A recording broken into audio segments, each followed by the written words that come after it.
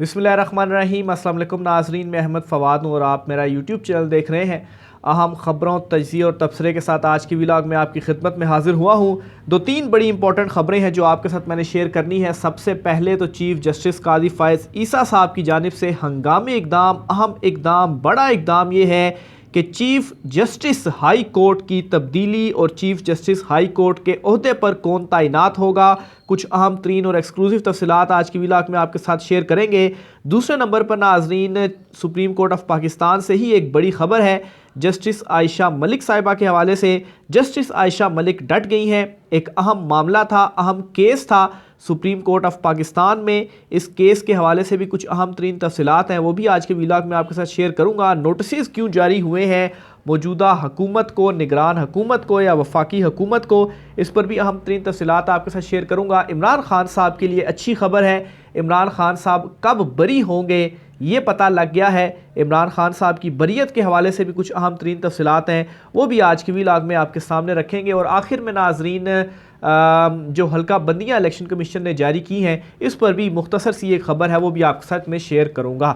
सबसे पहले तो नाज़रीन आगाज़ करते हैं सुप्रीम कोर्ट ऑफ पाकिस्तान की खबर से और जस्टिस आयशा मलिक साहिबा के हवाले से। तो मामला कुछ यूँ है कि आज अफ़गान शहरियों की जो बेदखली है या अफ़गान शहरियों की पाकिस्तान से अफ़गानिस्तान वापसी है, इस वापसी को रोकने के लिए एक दरख्वास्त दायर की गई थी। फ़रहतुल्लाह बाबर जो कि पीपल्स पार्टी के सेनेटर हैं और गुज़श्ता दिनों उन्होंने जनरल जो ओहदा था जनरल सेक्रेटरी का पीपल्स पार्टी का, उससे उन्होंने इस्तीफ़ा भी दिया, जिस हवाले से ये भी बताया गया जी कि शायद उन्होंने इस्तीफ़ा इस दरख्वास्त की वजह से ही उनसे लिया गया। बहरहाल ये एक आइनी दरख्वास्त उन्होंने दायर की थी और इस मामले के ऊपर आज क्या हुआ है कि सुप्रीम कोर्ट ने वफाक को, यानी कि वफाकी निगरान हुकूमत को, एपेक्स कमेटी को और वजारत ख़ारजा, इन तीनों को जो नोटिस हैं वो जारी कर दिए हैं और इस मामले पर इनसे जवाब तलबी जो है वो की गई है। अब यहाँ पर सवाल तो ये किया जा रहा था कि क्या ये एग्जेक्टिव का मामला तो नहीं है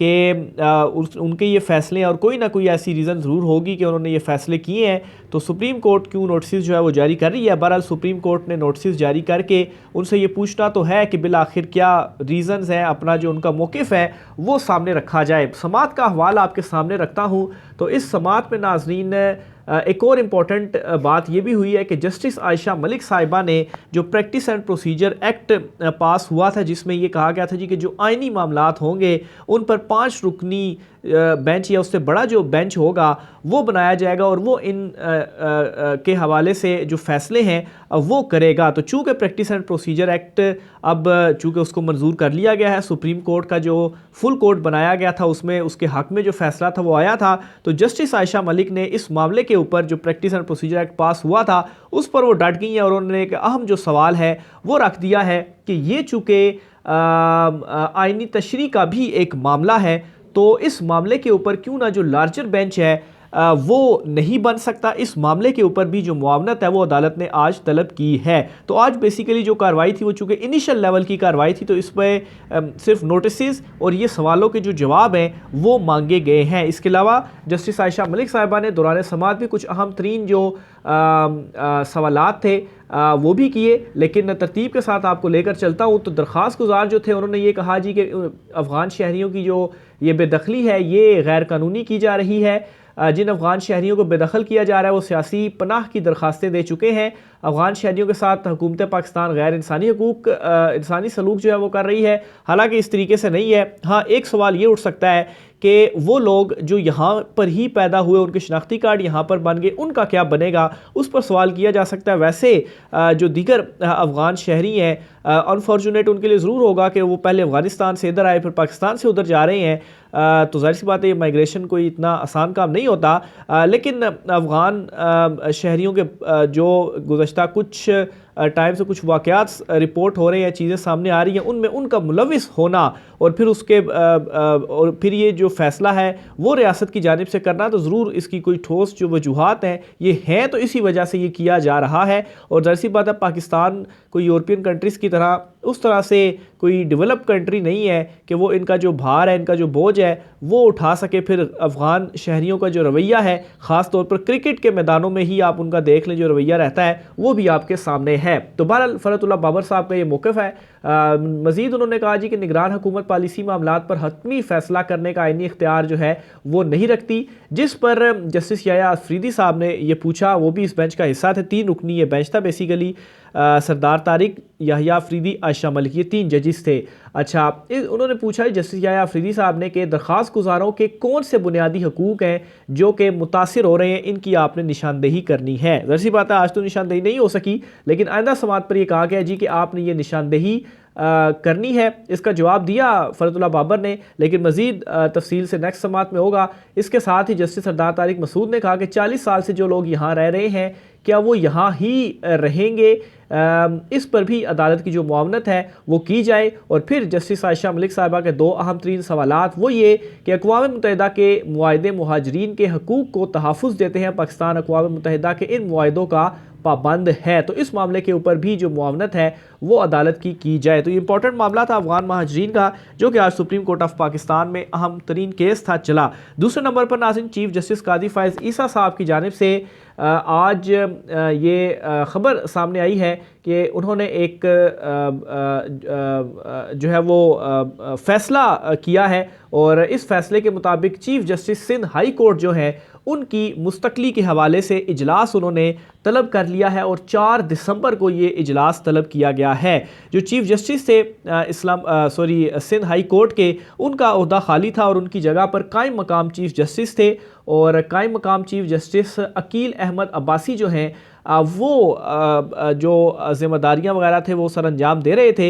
लेकिन अब ये फ़ैसला किया गया है कि chief justice Sindh high court जो कि अब वो रिटायर हो गए थे, तो ये जो बड़ी तब्दीली है उसके बाद कौन से जज को वहाँ पर मुस्तकिल कर दिया जाए, तो इनकी मुस्तकली के हवाले से गौर किया जाएगा। चीफ जस्टिस कादी फ़ाइज़ साहब ने आज ये अहम तरीन इजलास के हवाले से हिदायत दी हैं, इजलास बुला लिया है, और 4 दिसंबर को ये अहम तरीन जो इजलास है वो तलब कर लिया है, जिसके बाद ये फ़ैसला किया जाएगा कि कायम मकाम चीफ जस्टिस इस वक्त के अकील अहमद अब्बासी जो हैं उनको मुस्तकिल जो है वो किया जाए। तो ये सुप्रीम कोर्ट ऑफ पाकिस्तान से 2 अहम तरीन ख़बरें थी। फिर इसी के साथ ही इमरान खान साहब की रिहाई, इमरान खान साहब की बरियत के हवाले से भी आपको ख़बर देता चलूँ। इससे पहले आपको ये भी बताता चलूँ कि 190 मिलियन पाउंड केस जो है वो इमरान खान साहब के ख़िलाफ़ उसमें जो रेफरेंस है वो दायर कर दिया गया है।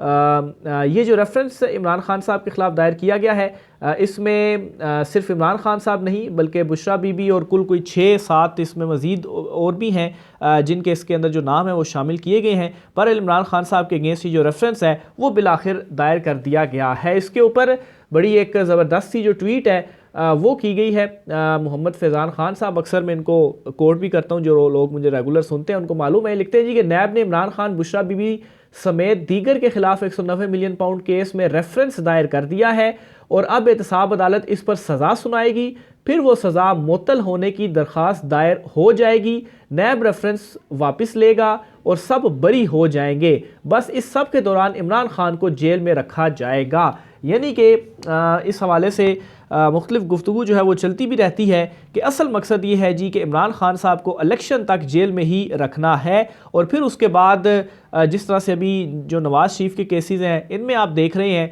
कि पहले बने केसेस, फिर नवाज़ शरीफ सज़ा हुई, फिर वो बाहर चले गए, फिर वो वापस आए, फिर वो बरी भी हो गए, फिर ज़मानतें भी हो गई, और फिर वो केसेस भी ख़त्म हो गए। लेकिन इस सब के दरमियान नैब जो कि सफ़ेद हाथी है वो बस आवाम के जो पैसे हैं उस पर वो जो तनख्वाहें हैं वो अपनी ले रहे हैं, रेफरेंस एंड में कुछ भी नहीं। तो इमरान खान के मुकदमों के साथ भी यही होना है, असल मकसद उनको जेल में रखना है। तो ये भी 190 मिलियन पाउंड के साथ भी यही होगा, दायर कर दिया गया है, इसमें सज़ाएँ भी होंगी। पूरा नक्शा जो है वो फैज़ान साहब ने खींच दिया है कि इसके ऊपर सज़ा भी होगी, फिर उसके बाद वो सज़ा चैलेंज होगी, फिर वो सज़ा मुअत्तल होगी, फिर नैब जो रेफरेंस है वो वापस ले लेगा, और फिर इसमें जितने भी हैं वो तमाम के तमाम सब जो है वो बरी हो जाएंगे। लेकिन इस दौरान इमरान खान साहब जेल में ही रहेंगे।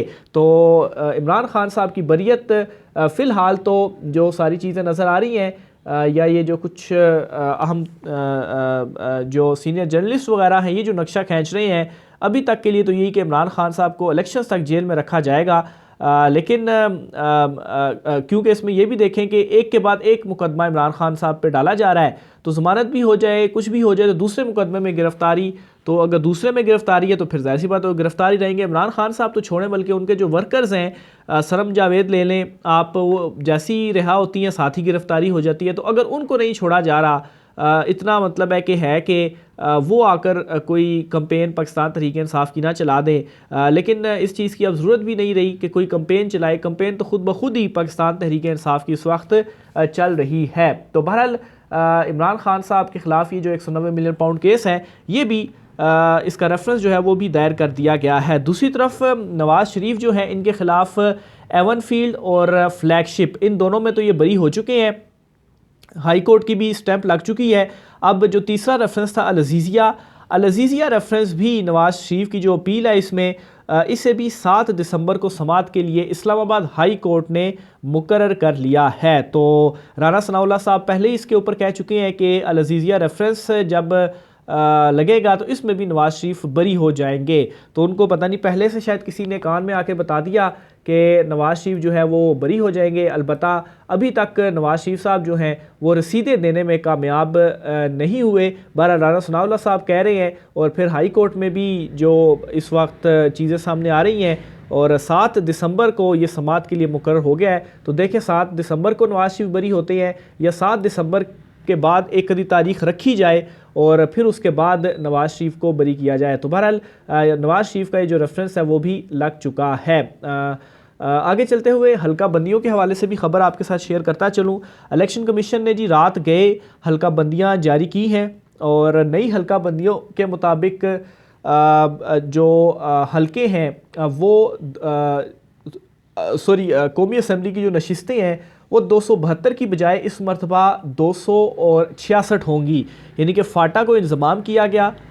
इसके बाद 6 नशिस्तें कम हो गई, तो इसलिए जनरल नशिस्तें कौमी असम्बली की जो होंगी वो 272 के बजाय अब 266 होंगी। 272 वो जिनके ऊपर बराह रास्त जो इलेक्शन है वो होता है, क्योंकि जब 272 मुंतखब होते थे तो फिर उसके बाद चूँकि कुल 242 थी तो बाकी जितने बचते थे वो मखसूस नशिस्तें होती थी, लेकिन अब 272 से कम करके 266 कर दी गई हैं, और यूँ कुल जो ऐवान होगा कौमी असम्बली का वो 342 की बजाय 336 अरकान पर मुश्तमिल होगा। इसी तरह से सूबा खैबर पख्तूनख्वा की भी 6 नशिस्तें कम हुई हैं। बाजोड़, खैबर और कुरम के 2-2 हलकों में से हल्के कम होकर एक हल्का रह गया है। औरकज़ई और इसी तरीके से 1-2 और हल्के हैं, वो भी 3 से कम होकर 2 रह गए हैं। सूबा पंजाब की बात की जाए तो मुजफ्फरगढ़ के कौमी असम्बली के हल्के 6 से कम होकर 4 रह गए, जबकि डेरा गाजी खान के हल्के 4 से कम होकर 3 रह गए। वज़ीराबाद का अलग से हल्का बना लिया गया है। दूसरी जानिब गुजरांवाला के हल्के 6 से कम होकर 5 रह गए हैं, जबकि मरी का हल्का रावलपिंडी के साथ जम कर दिया गया है। मरी और रावलपिंडी को जो है वो एक ही हल्का कर दिया गया है। इसी तरह से सूबा सिंध में सांगड़ के हल्के 3 से कम होकर 2 रह गए, जबकि कराची साउथ के हल्के 2 से बढ़कर 3 और कराची वेस्ट के 5 से कम होकर 3 रह गए हैं। आखिर में सूबा बलूचिस्तान की बात करें तो सूबा बलूचिस्तान के हलकों में कोई भी जो रद्दो बदल है वो नहीं हुआ। तो ये जी वो हल्का बंदियाँ थी, आप इसको एक पेपर वर्क कह सकते हैं, और इन हल्का बंदियों का इतना ज़्यादा शोर था कि इस बुनियाद के ऊपर जो इलेक्शंस थे वो डिले किए गए। बहरहाल हल्का बंदियाँ सामने आ गई हैं और 6 नशिस्तें कम हुई हैं, 266 हैं, और इसी तरीके से जो पंजाब और चारों सूबों की जो नशिस्तें हैं वो भी इसी तरीके से कुछ कुछ कम हुई हैं। सिर्फ़ और सिर्फ जो बलूचिस्तान है उसकी जो नशिस्तें हैं वो उतनी ही हैं। आखिर में चीफ़ इलेक्शन कमिश्नर साहब ने कुछ गैर रस्मी गुफ्तगू भी की है, और उन्होंने फरमाया है जी कि हल्का बंदियाँ शाया हो चुकी हैं, बाकी सब कुछ अपने वक्त पर होगा। ये सब कुछ अपने वक्त से, हम सब कुछ अपने वक्त से पहले कर रहे हैं। वक्त से पहले तो खैर नहीं कर रहे, हल्का बंदियाँ आपने कब की हैं, इलेक्शन ही डिले करा दिए। इलेक्शन शेड्यूल ROs और DROs की तैनाती भी वक्त पर होगी। सवाल उनसे पूछा गया जी कि इंतखाबी शेड्यूल कब जारी होगा, तो इस पर वो कहते हैं जी कि 8 फरवरी को चूँकि इलेक्शन की डेट है तो 8 फरवरी से पीछे 54 दिन का हिसाब लगा लें, क्योंकि 54 दिन का शेड्यूल होना चाहिए इलेक्शन का। तो इस पर जी उन्होंने कहा जी वक्त पर होगा, और 54 दिन पीछे लगा दिए जाएँ तो यही बनता है कोई मेरे ख़्याल से दिसंबर का बनता है। दिसंबर के बाद अगर लगाया जाए जनवरी का पूरा महीना नहीं, हाँ, दिसंबर के कोई मिड या इसी तरह तीसरा एक हफ़्ता 54 दिन पीछे करें तो ये डेट बनती है। तो आखिर में उनसे सवाल पूछा गया कि आरओज़ और डीआरओज़ जो हैं वो अदलिया से आप लेंगे या ब्यूरोक्रेसी से लेंगे, तो इस पर उन्होंने मुस्कुराते हुए नो कमेंट्स का जो जवाब है वो दिया है। तो ये नाज़रीन आज की कुछ अहम तरीन तफसीलात थी। रायका सर कीजिएगा, मुझे इजाज़त दीजिए। अल्लाह हाफ़िज़।